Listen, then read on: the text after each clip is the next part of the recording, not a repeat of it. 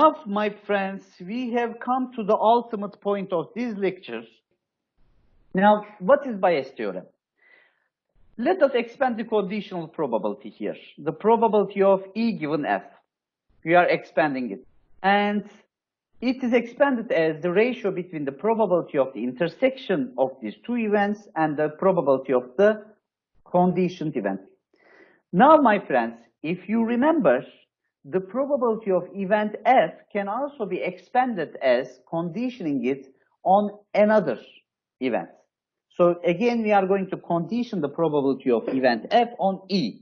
So we can say that probability of F is equal to probability of E times probability of F given E plus probability of E complement times probability of F given E complement.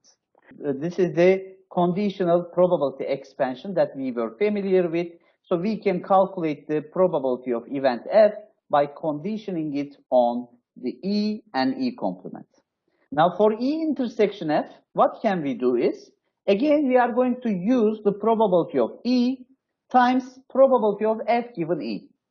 So for the part in the numerator, we use this component, which also exists in the denominator as well. Probability of F is equal to probability of E intersection F plus probability of E complement intersection F.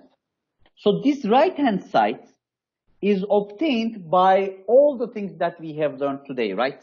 So we have learned how to expand the conditional probability formulation, and we have used intersection events probability by conditioning it on another event, and we learned how to expand the probability of an event by conditioning it on another. Now, when you are doing this, please make sure that in any part of this formulation, E given F does not exist, because this is the thing that we want to calculate.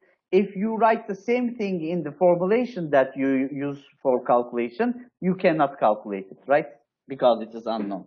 So when we are conditioning F, we are conditioning it on E, okay? However, this is the thing that we want to compute. This famous formula on the right-hand side is called the Bayes formula, which is invented by Thomas Bayes in the 18th century. And the best way to understand the Bayes formula is unfortunately solving questions. Now, there are two urns, my friends. The first contains 2 red and 7 blue balls, and the second contains 5 red and 6 blue balls. In the first urn, we have 9 balls. In the second urn, we have 11 balls. So the color distribution is different as the numbers of balls are different in these two urns.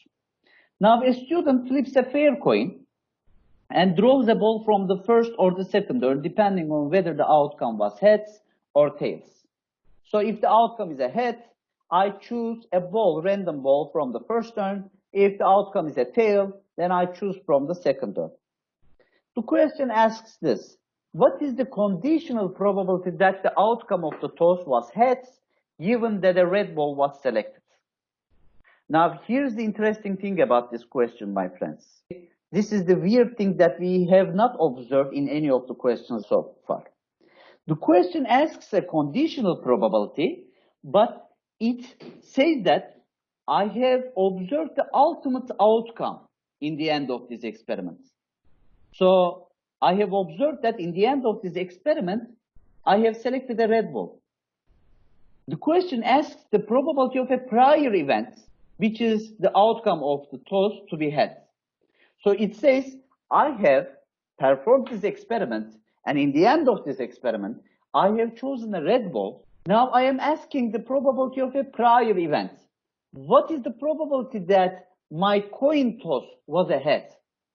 So the question is asking the probability of a prior event given the posterior event. It says that a posterior event, the ultimate event, is observed. What is the probability of a prior event? So these kind of questions are very practical in real life when they are investigating the topics, investigating the subjects. So for example, when you are performing a crime scene investigation, you see the ultimate results. And based on your ultimate observations, you want to come up with the predictions about the prior events. Okay? So these kind of questions are very practical in real life. And when we have these kind of questions, Bayes theorem is a very, very useful tool to calculate the probabilities. So this is the design of the Bayes theorem. This is the reason why Thomas Bayes invented this formula, to calculate the probabilities of prior events given that the posterior events, the ultimate events, are observed. So the question states that in the end, we observe a red ball. What is the probability of having a head in the first place? Now, let us define the event. H denotes the event that the coin flip was a head. And you know that because it was a fair coin, the probability of a head when you flip a coin is 0.5. And H complement represents what? H complement represents the event that the coin flip shows a tail. And we know that the probability of tail and the probability of head are the same, 0.5. You can also calculate the probability of a tail using the complement events probability formula by subtracting the probability of head from 1. Now, my friends, the question states that if the result is a head, then we select from the first urn, and selecting a red ball from the first urn has the probability of 2/9. If the result, however, is a tail, then we select from the second urn, and selecting a red ball from the second urn has probability of 5/11. So the question also gives us this information. Given that you flip a head in the coin flip, you get a head, selecting a red ball from the urn has the probability of 2/9 because you are selecting from the first urn. If the coin flip results with a tail, then you are selecting from the second urn, which has the probability of 5/11. Now, we have this information by the question. The question is asked, what is the conditional probability that the outcome of the toss was heads, given that a red ball is selected? So what is given? Red ball is selected is given. We observe that ultimately a red ball is selected. What is the event of interest? The coin toss to result with head.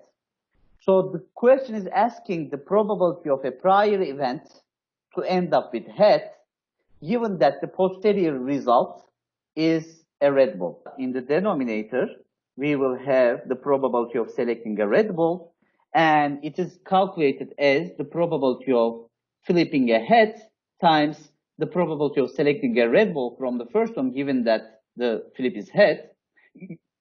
You know, if the flip is head, you select from the first urn, plus the probability of flipping a tail times probability of selecting a red ball from the second urn, given that the flip is a tail. So this is the probability of selecting a red ball. In the numerator, however, you write the probability of the intersection of two events, probability of flipping a head, intersection, selecting a red ball. So over the timeline, the first event that occurs is selecting a head. Therefore, we write probability of head times probability of selecting a red ball, given that a head is flipped in the coin flip.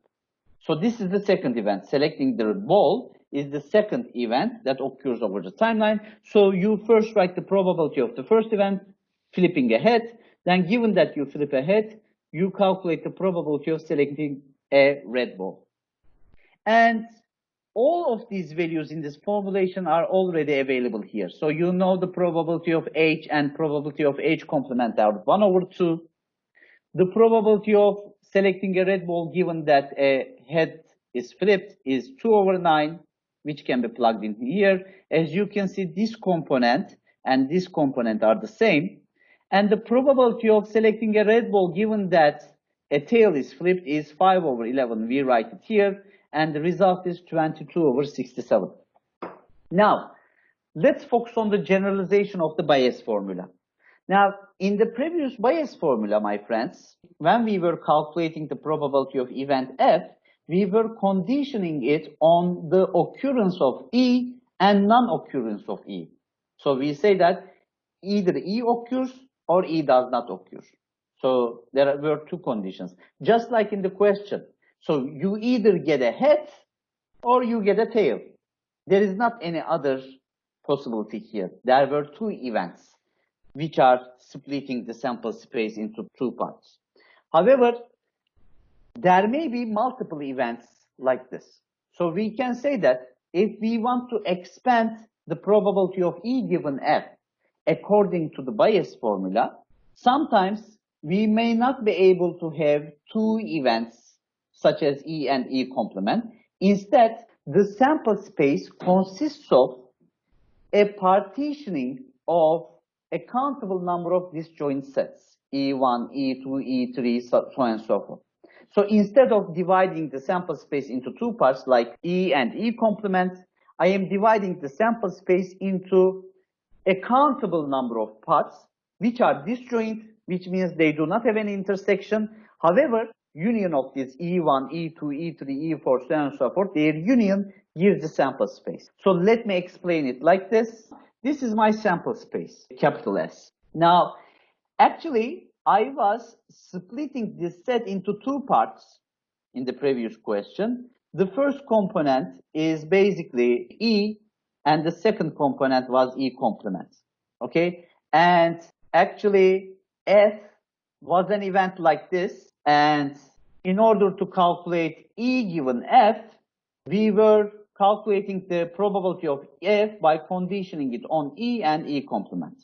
Okay? In the previous example, it was like this. Now, I am going to erase everything here. And actually, this sample space does not consist of the disjoint partition of E and E complement. I'm just going to say that there's a first part, E1. There's a second part, E2. There's a third part, E3. There is another part, E4. And there is another part, E5. And let's just say E6. So this part is E1. So this is E2. This is E3. So on and so forth. This is E4.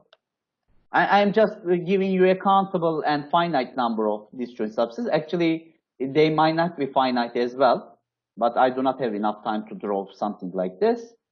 And this time, we are going to define F like this. Okay, so this is going to be F. And here is E1 intersection F. Here is E2 intersection F, E3 intersection F, E4 intersection F, E5 intersection F, and E6 intersection F.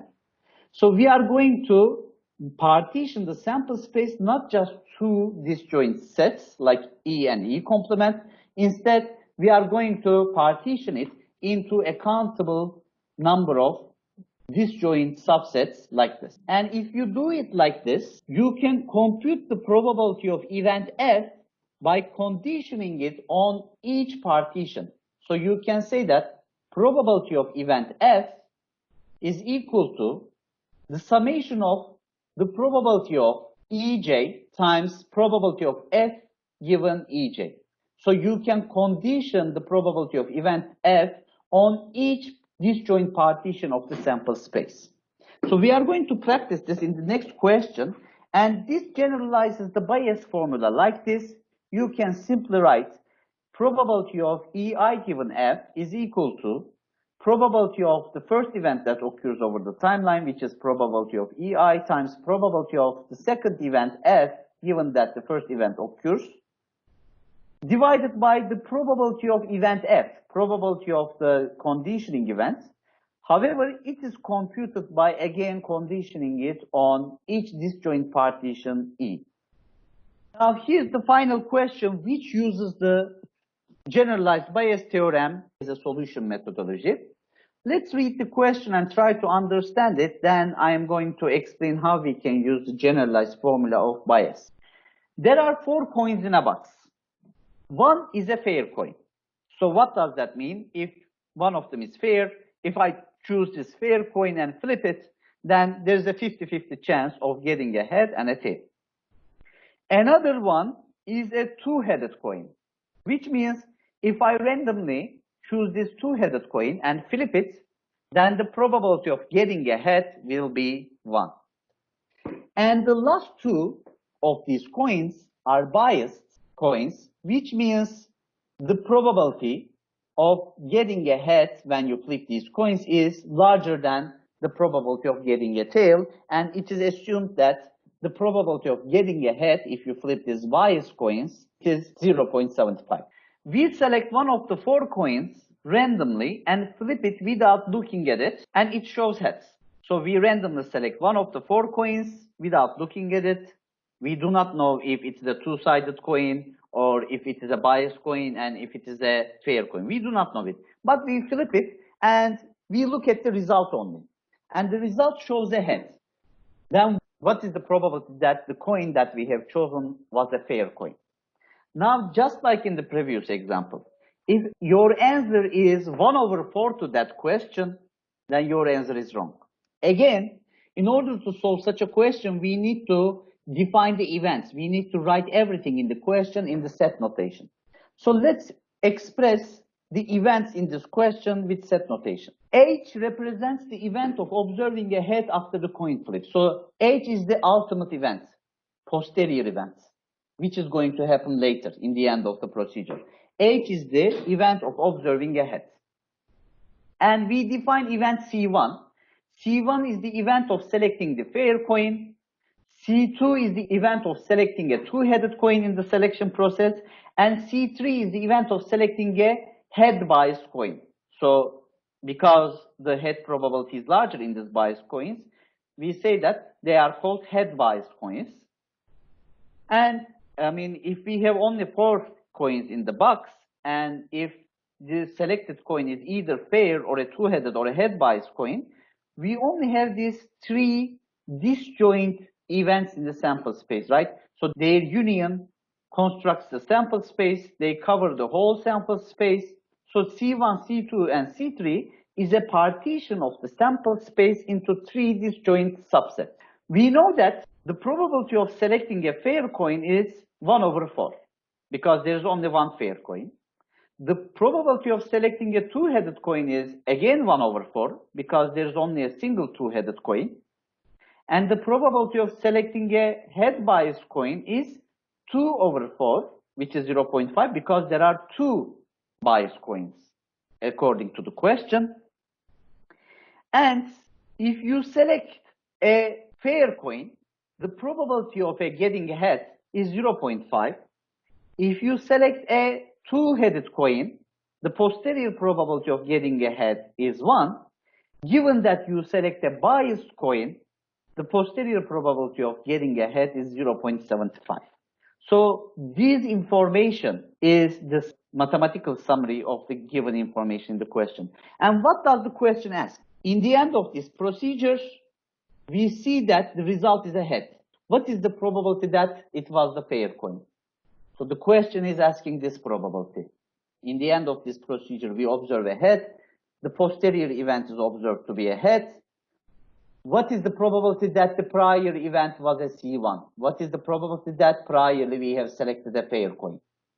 So in order to compute this probability, first we expand this conditional probability as in the conditional probability expansion. So we write the intersection probability in the numerator, and in the denominator we write the probability of a head. Then the intersection probability is expanded as the probability of the first event that occurs over the timeline, which is probability of selecting a fair coin. Then, after selecting a fair coin, the probability of getting a head. And in the denominator, we have the probability of getting a head ultimately. And the probability of an ultimate head can be computed by conditioning it on the selection of the type of the coin that we have. So it is computed as probability of selecting a fair coin times the probability of getting a head given that you select a fair coin, plus probability of choosing a two-sided coin given times getting a head given that you choose a two-sided coin, and finally the probability of choosing a biased coin times the probability of getting a head given that you choose a two-sided coin. Now, all of this formulation, my friends, this formulation is the generalized bias formulation. As we have seen in page 37, the formulation at the bottom is the same formulation as we have here. to compute this prior events probability, given that the posterior event occurs, we use the generalized bias theorem. Now, in the end, we are going to plug in the values that we have. Probability of C1, C2, and C3 are respectively 1 over 4, 1 over 4, and 2 over 4. And the other probabilities, the probability of H given C1 is 0.5, the probability of H given C2 is 1, and the probability of getting ahead, given that you have a bias coin, is 0.75. After plugging in these values, you would get the result as 1 over 6, which states that in the end of this experiment, if you choose a heads, then the probability that the coin was a fair coin is less than 1 over 4, which is 1 over 6. So this is how we use the generalized bias formula.